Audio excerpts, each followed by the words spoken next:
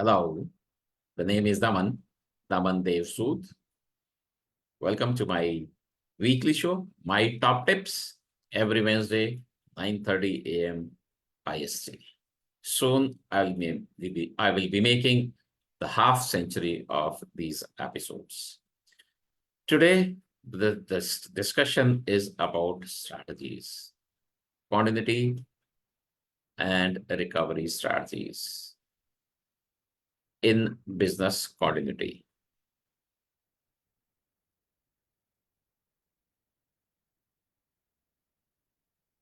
Well, technical glitch, and I'll start soon. The discussion today is about strategies, continuity and recovery strategies in the business continuity management world.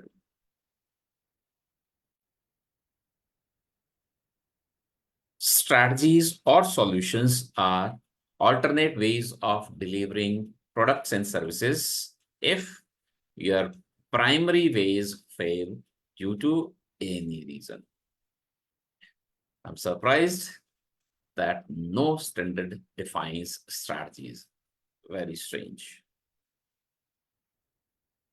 Output of BIA and RA goes input to strategies stage. So the first stage is BIA. There may be program management policy manual before that. BIA, then RA, and then output of BIA and RA both go input to strategies level or strategies stage. And out of these outputs, the most important ones are recovery time objective, recovery point objective, and minimum business continuity objective, RTO, RPO, and MBCO. This is my theory, cause and effect theory. Causes are many. Assume you are my customer, I am the vendor. There can be hundreds, 50s of causes that can bring interruption in my services to you. But the effect will be in little less number of categories. So smartly, I would focus. So when you start BCM implementation, you should focus on effects rather than causes. And the effects could be that my people are not available due to any reason, flood, fire, earthquake, any disaster, any crisis. My people may not be available fully or partially. Sick, missing, hurt, dead. Or my building may not be available fully or partially, or the IT may be down, or the information may be lost, not available, or the supplies may not be available, or utilities and or equipment may not be available. And again, all of these either partially or fully. It may be a combination of all this also. 2 or 3 or all may be missing at the same time. This is why preparedness is so important. So quickly touching upon what can be done with for about people. If your people are not available, what could be your continuity or recovery strategy? And first is that you need to create backup resources. You can also create cross-trained resources. Succession planning may not be done for all, is done for very small number of people, is done for the top level of people. You can have documented procedures also. Daman is not backup, is not cross-trained, is not successor, but you have documented procedure. So you just say, Daman, please come pick up this task. You have never done this, keep reading and keep doing. My productivity may be less because I'll read and then do. I may get stuck at places, but the continuity of that process, of that piece of work can be assured. And you may like to outsource also. Which one to be picked, how and when, I'll discuss in a moment. Similarly, your strategies for building can be, you can have hot, warm, or cold alternate building, primary site, secondary site, work area recovery site. There are different names being used. Hot is exact replica of your primary. Warm will be a little less than that. Cold is perhaps the basic structure.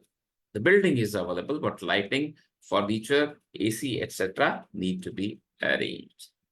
And the moment I tell these differences, hot, warm, cold, will start getting a feeling. I'm sure you will start getting a feeling of which one is to be picked, when and how and why. Work from home is an alternative for your office going down. You can have reciprocal arrangements with peers, competitors, anyone. The one, allow some of my people to come and sit in your office, and I may be happy to say that, okay, because when I fail, you will also allow some of my people to come into your office and let them work from there. A solution, which I say BCM by design, is called split site. Assume you have to have 50 people working on a process. So you, by design, during business as usual, your BAU, when you're happy, healthy, there is no disaster or crisis, 25 of those will work from one place, primary, and 25 will work from another place, secondary. By the way, that is not secondary, that is primary in itself. Site A is secondary for this site. So these two sites fully occupied during normal periods work as backup for each other. This is split site solution.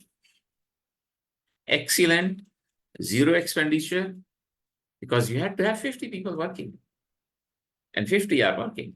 Site A goes down, B is still working, 25 people, 50% of the productivity, which is MBCO, and zero RTO kind of guarantee. B goes down, A is up, same. Both can go down at the same time. Yes, there is a possibility. You can do your cost benefit analysis, whether you want to have third site or not. Otherwise, that would remain as a known, noted, identified, documented risk. If both sides go down, there is no solution, which is possibility in any other solution also, whether you have hot, warm, cold, work from home, or reciprocal arrangements, both going down at the same time. For IT, similar discussions like building, you need to have an alternate, which could be hot, warm, or cold. Your primary data center and secondary data center are exact replica of each other. This is hot. In hot, there may be another concept called online real-time replication happening between the primary and the secondary. Warm will be a little less. So most likely data center is ready, but the data may not be up to date to the minute, second, or millisecond. So you'll need some more time to bring the data up to mark. Cold is data center ready, but there is no data, and you'll have to reload, build, recreate data set, database, which may take a lot more time. And once again, as I'm discussing this hot, warm, and cold IT, you'll start getting a feeling of which one is to be picked, hot, warm, or cold, when and how and why. Cloud is providing a good ITDR solution these days. and is worth considering because this is very cost effective. With respect to information, if it's paper, just make a copy, which may be a photocopy, so paper to paper, which may be magnetic. Once it's magnetic, it becomes data. It needs to be backed up and stored offsite. The paper goes to paper vaults, the data goes to data vaults, and this is how you can keep securing your data and information. For supplies, never buy from single vendor, so avoid single point of failure. And then ask them, your vendors, suppliers, to have BCM in place so that either they do not fail or they do not fail easily, or if they fail, there is an arrangement that they will still be able to fulfill your requirements. This also these days is known as TPRM, third party risk management. Due to any disaster, due to any cause, the effect may also be on utilities and equipment, once again, not available fully or partially. So you can store up to an extent, whether it is water or gas or electricity, or you may have alternate source, for example, your own generation, diesel generator set, for example, for power, or solar power generation or wind power generation. You may also, if available, may like to have your inputs from multiple suppliers. So just like supplies, utilities also, if you can avoid single point of failure, if you have utilities or supplies available from two different sources, companies, then you may like to do that also. And I said that input two strategies is output of BIA, which is RTO, RPO, MBCO, etc. And I have not touched upon that. So quickly, this is how we will do that. When we say there is a primary site and a secondary site, a concept of safe separation distance. How far apart should these be? 10 kilometers, 20, 200. There is no rule like that. The best is to understand that. Look at that. Shorter the RTO, nearer can be your alternate facility. But both primary and secondary should not have same risk profile. Now you can see what is the safe separation distance. If it's happening within 5 kilometers, 5 kilometers is a good separation distance. But some disasters like earthquake, floods, 5 kilometers is too short a distance. So we start going away. And what are we saying? Not go by miles or kilometers. Just see that the risk profile changes. The risk of flood and earthquake is not existing in secondary if it was for primary. This is what you need to do while selecting the strategies. Similarly, for RPO, larger the amount of data to be restored or recovered, larger needs to be the RTO. Huge amount of data to be recovered or restored may take 5 hours. Then your RTO cannot be 2 hours. Or if you say no, RTO needs to be 2 hours, that means your data backup strategy needs to change, which is according to the RPO recovery point objective. Shorter the RPO, hotter need to be the data backup solution. So you may like to go for online real-time app application between your primary and secondary data center, which is the best, as I said, online real-time replication. But we understand this is very costly solution also. In BIA, in BCM, always keep in mind that golden rule. An ideal situation is that RTO and RPO should be as big as possible. MBCO should be as small as possible. But the best is not enough. I'm throwing a challenge to you all, and I will be happy to know your responses. And I'm challenging no one in the world can meet this RTO. Take this case. Primary and secondary data centers are far apart. So we say the different risk profiles have been assured. Online real-time replication is done for the data. Backup is performed separately and is stored in a data vault in different city.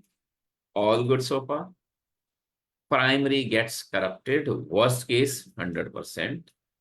The RTO is few hours. Take 1 hour, 2 hours. I wouldn't mind if it goes into days actually. That's what the challenge is throwing, because the moment primary is corrupted, in this case, when online real-time replication is happening, the secondary also gets corrupted at the same time. Both go down at the same time. The only solution is to recover from that backup from the other city, from the vault. So that backup needs to be brought either physically or electronically, and then needs to be restored, recovered. My suggestion is do this test, please. If 1,000 records need to be restored, if 100,000 records or 500,000 records need to be restored, how long will it take for you? And then do comparison with your RTO that has been set. What about MBCO? The last point to discuss. The resources required for recovery are the function of MBCO, minimum business continuity objective, which is expressed in percentage. TCO, RPO are represented in unit is time. The resources for recovery are same as the resources for your business as usual. Whatever you need to run a process, when you're happy, healthy, all that is required in BCM also during disasters, recoveries, continuity also, only the amount size changes, which is dependent on MBCO. If your MBCO is 50%, then you need 50% of the people, 50% of the desks, desktops, phones, printers, equipment, raw material. Whatever you need for the process during BAU, same is required in recoveries, continuities also. The amount reduces, which is based on MBCO. If it is 10%, MBCO is 10%, then you need only 10% people, desktops, phones, etc. Simple. If you have any questions about continuity recovery strategies that we discussed today, or any other question about resilience, please feel free to write to me. I'll be happy to respond to you. This is Daman, your host, logging off from my weekly show, My Top Tips, every Wednesday, 9:30 a.m. IST, and I look forward to see you all next Wednesday also. Thank you. Bye-bye.